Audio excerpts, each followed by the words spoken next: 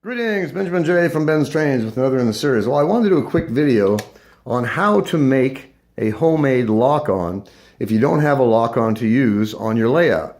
There's nothing more frustrating than setting up a rail and then finding out you have no way to connect the wires. And this way is really, really simple. I just wanted to do a quick video on how to make one.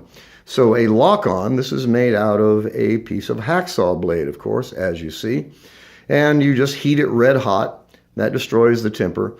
Cut it into a couple pieces, cut some nice straight lines, and then you just basically put a couple of 90-degree bends in it. And this one is insulated with a piece of blue painter's tape since it runs from the center rail under the outside rail. These two can't touch. So just a piece of blue painter's tape. This is just bare steel, as you see. So you bend a 90-degree bend in it and just tap it into the bottom of the track, directly into that slot. And it gives you an instant lock-on that works. And it's actually thicker than an original lock-on, so it gives you a really, really good connection. Anyway, I just wanted to do a quick video on how to make this. It's really, really simple. And as you can see, it doesn't look bad. And the nice thing about it is it gets you up and running. Like I said, there's nothing worse than setting up a rail and then finding out you have no lock-on and no way to power it. But this works. It's really cheap. Best of all, it doesn't cost anything. So let's move the camera and we'll go over here to the third rail. And I've got this lock-on connected to a 50-watt Marx transformer.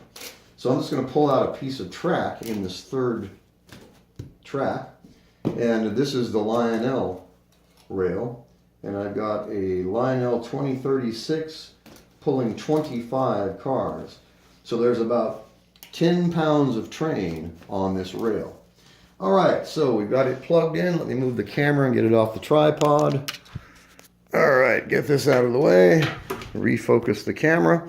Now I've got this connected to a 50-watt Marx transformer, as you see.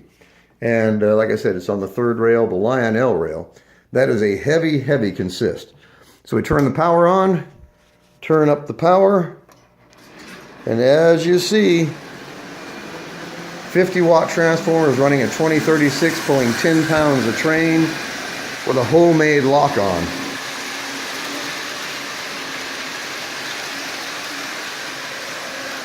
This works really, really well. It's really simple to do it, and it's an expedient, because if you don't have a lock-on, you simply can't run your train, period. So let's just go around one more time. We'll stop it where we started from. So as you can see, it works. And this is just, like I said, a standard Marx 50-watt transformer connected to a homemade lock-on made out of two pieces of hacksaw blade. So it's really simple to do this. It's really straightforward. It's really easy. It costs nothing. And best of all, of course, is the fact that it works. It works absolutely perfectly. And I just soldered the wire directly to the hacksaw blade. Scrape it off first to get a nice exposed metal finish there. You can solder directly to it. Like I said, this is a piece of blue painter's tape to insulate this piece so it doesn't touch the outside rail. But anyway, it's really simple, it's really straightforward. Best of all, it costs nothing, and it works. It only takes a minute. And since it's so much thicker than a standard lock-on, you can see that that is really biting into that. And you just tap that in there with a small hammer, and you have a really excellent connection. And it's connected on both sides, and it's a really, really good tight pinch fit. So this is going to work as well, actually better, I think, than a standard lock-on, because you have a really, really good connection. So a simple way to make a homemade lock-on that costs you nothing, is effective and efficient, and it gets you up and running in just a matter of a few minutes.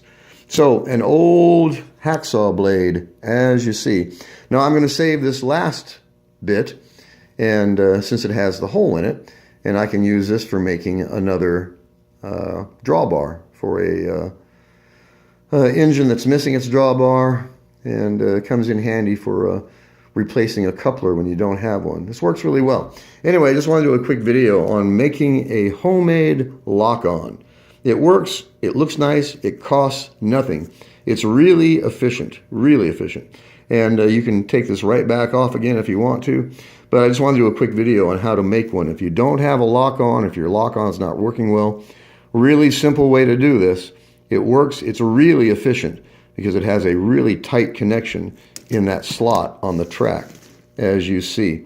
So just a quick video. As always, if you have any questions, feel free to drop me an email, BENZTRAINZ@gmail.com.